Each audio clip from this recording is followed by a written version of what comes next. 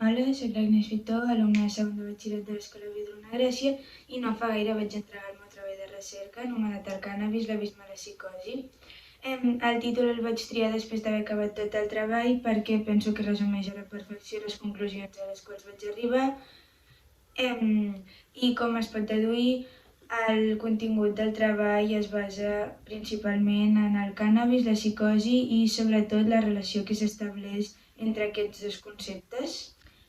Durant els últims anys, el consum recreatiu del cànnabis s'ha estès al voltant de la població i s'ha convertit en una pràctica força habitual,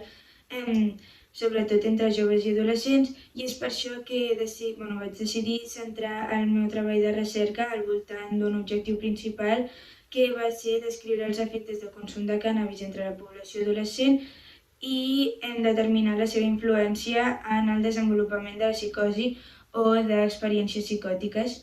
Aleshores, al principi del treball em vaig proposar diversos objectius que es podrien resumir en la intenció que jo tenia d'informar-me tant sobre el cànnabis com la psicosi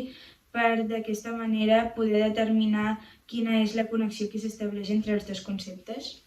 Aleshores, la informació la vaig treure bàsicament de la recerca a partir de webs, articles científics, diaris i algunes entrevistes, i això és el que em va permetre extreure les primeres conclusions del treball i les que considero més importants perquè són les que realment resolen aquesta qüestió que em vaig plantejar.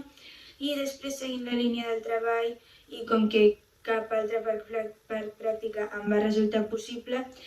vaig incloure l'anàlisi de dues investigacions científiques recents centrades en aquesta qüestió i a més vaig preparar una activitat o classe informativa sobre el consum de cànnabis i els seus efectes per a adolescents. D'aquesta manera, després de fer tot el treball i tota la recerca, vaig arribar a la conclusió que el consum de cànnabis és una pràctica molt més perillosa del que molts pensem, ja que pot tenir més conseqüències a llarg termini de les que podríem imaginar, ja que iniciar-se en el consum de cànnabis en una edat precoç i a més fer-ho d'una manera habitual durant l'adolescència pot provocar canvis en el nostre organisme que podrien resultar irreparables. Finalment,